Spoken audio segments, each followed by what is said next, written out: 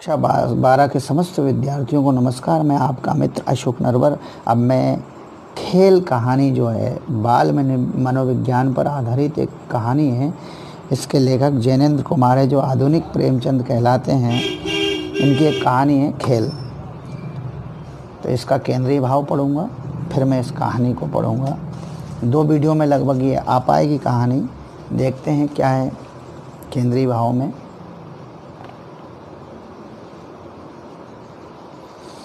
बाल मनोविज्ञान पर केंद्रित कहानियों में खेल कहानी का अपना महत्वपूर्ण स्थान है। यह कहानी अपनी पात्र संक्षिप्तता एवं घटना की स्थान केंद्रितता के कारण अपने कलेवर में आकर्षक कहानी है। इस कहानी में समय संयोजन की भी संक्षिप्तता कहानी को अनावश्यक विस्तार प्रदान नहीं करती।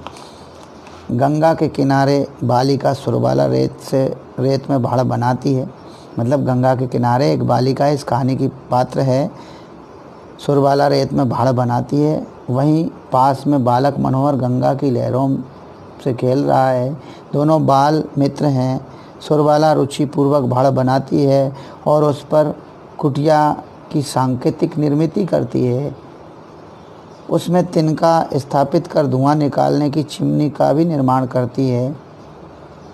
अपनी इस सृष्टि पर वह मुग्ध है। अपनी इस सृष्टि माने एक नई रचना की है उसने, इसलिए उसको सृष्टि पर वह मुग्ध है। वह मनोहर को बुलाती है। मनोहर आता है और सुरबाला के उस परम प्रिय भाड़ को, जो उसने बहुत जतन से बनाया था, इसलिए परम प्रिय भाड़ को पैर की ठोकर मारकर नष्ट कर देता है। कौन? बालक मनोहर की इस उद्दंडता से सुरबाला को कष्ट होता है, क्योंकि उसने बड़ी मेहनत से यत्न से भाड़ा बनाया था और उसने तोड़ दिया।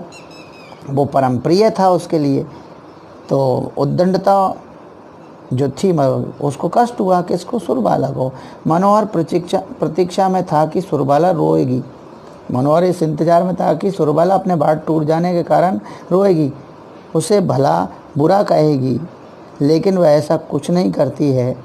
मनोहर से वह नहीं बोलती है।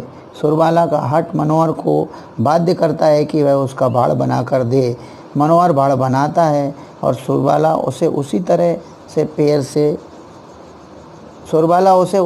से पैर मारकर तोड़ देती है जैसे मनोहर ने उसका भाड़ तोड़ा था। आगे क्या बताएगा देखिए कहानी में। केंद्रीय भाव है। कहानी में बाल मनोविज्ञान के अंतर्गत यह स्पष्ट किया गया है कि बच्चों की कल्पना उनके यथार्थ का बहुत बड़ा आधार होती है। बच्चों की जो कल्पना होती है उनके यथार्थ का, उनकी वास्तविकता का बहुत बड़ा आधार होती है। वे मानो कल्पना में ही जीते हैं। कल्पना ही उनका यथार्थ है, कल्पना ही उनकी वास्तविकता है। क्षणभंगुरता और नश्वरता का बोध उन्हें नहीं होता है। क्षणभंगुरता और नश्वरता का बोध उन्हें कभी नहीं होता है। कहानी में स्त्री प्रकृति और पुरुष प्रकृति की सूक्ष्म संवेदनाएं और भावनाएं बहुत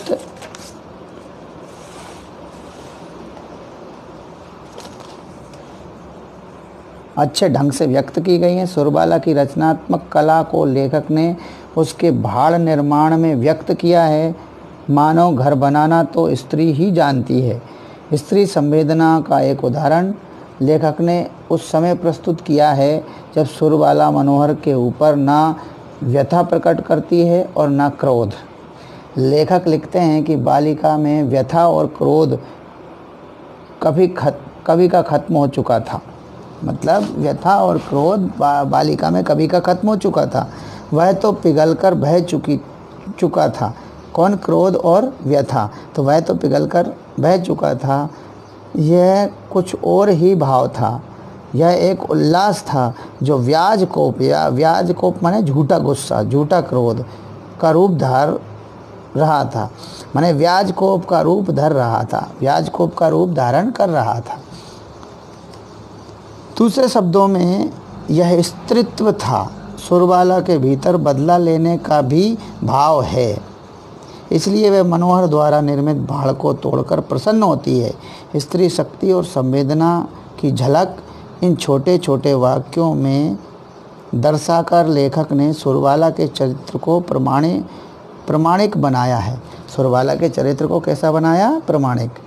आगे बताया इस कहानी के केंद्रीय भाव में बच्चों के क्षणिक विषाद, क्षणिक प्रतिवाद और क्षणिक अमर्ष के साथ ही उनके क्षणिक द्वेष को बहुत सहजतापूर्वक प्रस्तुत कहानी में व्यक्त किया गया है। कहानी की भाषा सहज और संवाद छोटे छोटे हैं। कहानी की भाषा तो सहज है ही सही, संवाद छोटे हैं। अब शुरू करते हैं कहानी। ध्यान से सुनिएगा, इस वीडियो में कहानी बड़ी अच्छी है। शुरू में बोर लगती है कहानी, लेकिन बाद में बहुत अच्छी है। चलिए पढ़ते हैं कहानी को। मौन मुग्ध संध्या स्मित प्रकाश से हंस रही थी। उस समय गंगा के निर्जन बलुका स्थल पर एक बालक और बालिका अपने को और सारे विश्व को भूल गंगा तट के बालू और पानी को अपना एकमात्र आत्मीय बना उनसे खिलवाड़ कर रहे थे। कौन बालक बालिका? प्रकृति इन निर्दोष परमात्म खंडों को निस्तब्ध माने बिना स्वर के और निर्निवेश माने बिना पल के झपकाए निहार रही थी। प्रकृति निर्दोष परमात्म खंडों को, दोनों बच्चों को निस्तब्ध और निर्निमेष निहार रही थी। बालक कहीं से एक लकड़ी लाकर तट के जल को छटाछट उछाल रहा था। पानी मानो चोट खाकर भी बालक से मित्रता जोड़ने के लिए विह्वल था, माने उत्तेजित था, तैयार था, जोड़ने के लिए विह्वल हो उछल रहा था। मित्रता जोड़ने के लिए वो पानी विह्वल होकर भी उछल रहा था। बालिका अपने एक पैर पर रेत जमा कर और थोप थोप कर एक भाड़ बना रही थी। भाड़ का अर्थ होता है भड़ बूंजे, एक भट्टी बनाते, चूल्हे जैसी भट्टी। उस पर पहले चने, मक्के और ज्वार की फुली या पॉपकॉर्न बनाए जाते थे। तो वो एक तरह की भट्टी थी जिसमें लकड़ी या बहुत सारे घास फूस जलाकर चने और इन पॉपकॉर्न को सेका जाता था, उसको भाड़ कहते थे। वही भाड़ बना रही थी कौन? बालिका सुरबाला। बनाते बनाते भाड़ से बालिका बोली, देख ठीक नहीं बना तो मैं तुझे फोड़ दूंगी।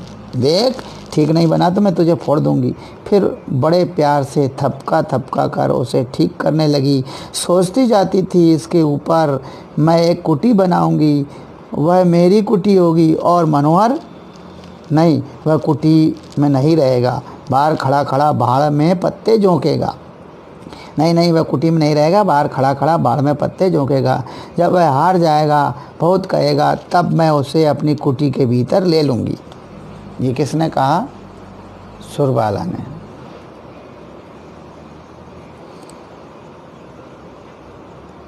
मनोहर उधर अपने पानी से हिल मिलकर खेल रहा था। उसे क्या मालूम कि यहाँ अकारण ही उस पर रोष और अनुग्रह किया जा रहा है।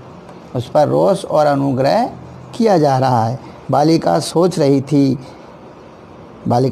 थी मनोहर कैसा अच्छा है, वह दबंगई बड़ा है, माने झगड़ालू बड़ा है, दबंगई बड़ा है, वह हमें छेड़ता ही रहता है।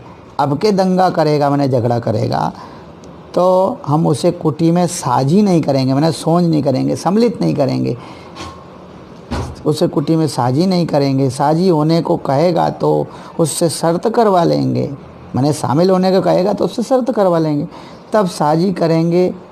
बालिका सुरबाला 7वें वर्ष में थी। मनोहर कोई 2 साल उससे बड़ा था। माने अगर सुरबाला 7 वर्ष की और अगर उससे 2 साल बड़ा है मनोहर, तो 9 साल का हुआ।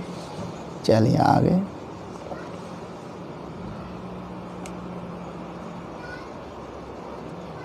आगे क्या कहा गया देखिए। बालिका को अचानक ध्यान आया, भाड़ की छत तो गर्म होगी, उस पर मनोहर रहेगा कैसे? मैं तो रह जाऊंगी, पर मनोहर जो जलेगा। फिर सोचा, उससे मैं कह दूंगी, भाई छत बहुत तप रही है, तुम जलोगे, तुम मत आओ। पर वह अगर नहीं माना, मेरे पास वह बैठने को आया ही तो मैं कहूँगी, भाई ठहरो, मैं ही बाहर आती हूँ। वह मेरे पास आने को जिद करेगा क्या? ज़रूर करेगा, वह बड़ा हठी है, पर मैं उसे आने नहीं दूंगी। बेचारा तपेगा, भला कुछ ठीक है, ज़्यादा कहेगा मैं धक्का दे दूंगी और कहूँगी, अरे जल जाएगा मूर्ख, अरे जल जाएगा मूर्ख। यह सोचने पर उसे बड़ा मज़ा आया। किसे? सुरबाला को। सुरबाला सोच रही है अकेली। अब आगे देखिए क्या संवाद है आगे दोनों का। पर उसका मुंह सूख गया।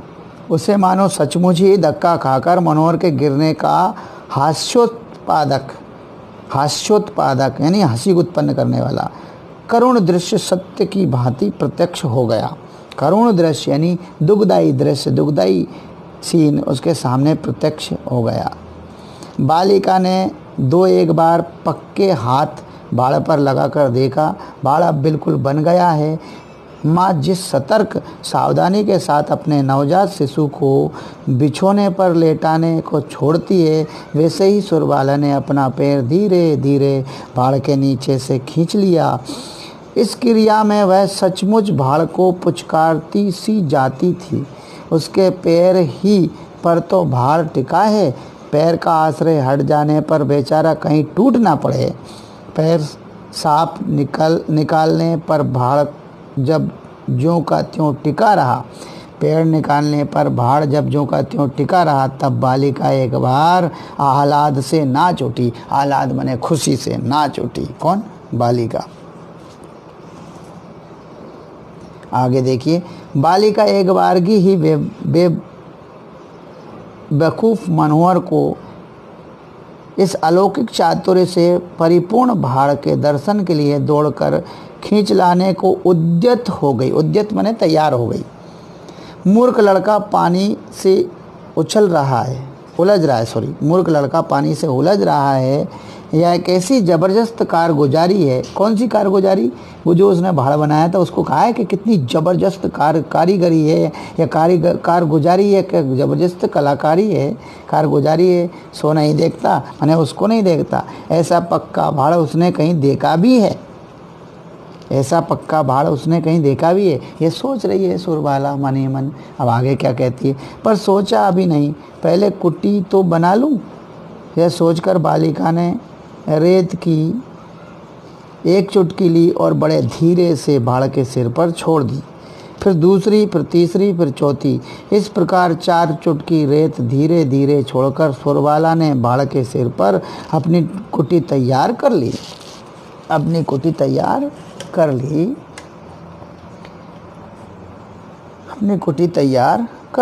भाड़ तैयार हो गया। पर पड़ोस का भाड़ जब बालिका ने पूरा याद किया तो पता चला कि एक कमी रह गई। धुआं कहाँ से निकलेगा? तनिक सोचकर उसने एक सींक टेढ़ी करके उसमें गाड़ दी। थोड़ा सोचकर उसने एक सींक टेढ़ी की, तिनका लिया, उसको टेढ़ा कर उसमें गाड़ दी। बस ब्रह्मांड का सबसे संपूर्ण भाड़ और विश्व की सबसे सुंदर वस्तु तैयार हो गई। अब आगे वह उस उज्जड मनोहर को इस अपूर्व कारीगरी का दर्शन कराएगी। पर अभी जरा देख तो और लें। सुरबाला मुंह बनाए आंखें स्थिर करके इस भाड़ श्रेष्ठ को देख कर विस्मित और पुलकित होने लगी। परमात्मा कहाँ विराजते हैं? कोई इस बाला से पूछे तो वह बताए इस भाड़ के जादू में। परमात्मा कहाँ विराजते हैं? इस भाड़ के जादू में। मनोहर अपनी सुरी को याद कर पानी से नाता तोड़ हाथ की लकड़ी को भरपूर जोर से गंगा की धारा में फेंककर जब मुड़ा, तब श्री सुरबाला देवी एकटक अपनी परमात्मा लीला के जादू को बूझने और सुलझाने में लगी हुई थी। जब भरपूर जोर से गंगा की धारा में फेंककर, मतलब लकड़ी का जो लकड़ी थी उसको भरपूर गंगा की धारा में जोर से फेंककर जब मुड़ा, कौन मुड़ा? मनोहर। तब श्री सुरबाला देवी एकटक अपनी परमात्मा लीला के जादू को बूझने यानी समझने और सुलझाने में लगी हुई थी। मनोहर ने बाला की दृष्टि का अनुकरण कर देखा। महोदया जी मतलब उस लड़की के लिए कहा, बिल्कुल अपने भाड़ में अटकी हुई हैं। उसने जोर से कहा लगाकर एक लात में भाड़ का काम तमाम कर दिया। जोर से हंसकर एक लात मारी मनोहर ने और उस भाड़ का काम तमाम कर दिया, मैंने भाड़ को तोड़ दिया। अब देखिए, ना जाने क्या किला फतेह किया हो, किला जीत लिया हो, जैसे किसने? मनोहर ने। ऐसे गर्व से भरकर निर्दय मनोहर चिल्लाया, सुर्री रानी। क्या चिल्लाया? सुर्री रानी। आगे देखिए, सुर्रो रानी मूक खड़ी थी। उसके मुंह पर जहाँ अभी तक एक विशुद्ध रस था, वहाँ अब एक शून्य फैल गया। रानी के सामने एक स्वर्ग आ खड़ा हुआ था। वह उन्हीं के हाथ का बनाया हुआ था और वह एक व्यक्ति को अपने साथ लेकर उस स्वर्ग की एक एक मनोरमता और स्वर्गीयता को दिखलाना चाहती थी। हाँ, हंत मने मर गया, मने टूट गया, समाप्त हो गया। वही व्यक्ति आया, हंत मने हाय। हाँ, हाय, वही व्यक्ति आया और उसने जिसको साथ लेकर उसकी मनोरमता और स्वर्गीयता को दिखलाना चाहती थी, हाय, उसी व्यक्ति ने आकर अपनी लात से उसे तोड़ फोड़ डाला। रानी हमारी बड़ी व्यथा से भर गई, दुख से भर गई। कौन? सुर्रो रानी। हमारे विद्वान पाठकों में से कोई होता तो उन मूर्खों को समझाता, यह संसार क्षणभंगुर है, इसमें दुख क्या और सुख क्या, जो जिससे बनाया है वह उसी में लय हो जाता है। इसमें शोक और उद्वेग की क्या बात, इसमें शोक और उद्वेग की क्या बात, दुख और घबराहट की क्या बात। यह संसार जल का बुदबुदा है, फूटकर किसी रोज जल में ही मिल जाएगा। फूट जाने में ही बुदबुदे की सार्थकता है। जो यह नहीं समझते वे दया के पात्र हैं। री मूर्खा लड़की, तू समझ, सब ब्रह्मांड ब्रह्म का है और उसी में लीन हो जाएगा। तो इससे तू बस इतना ही वीडियो, अब अगले में लूँगा मैं इसको।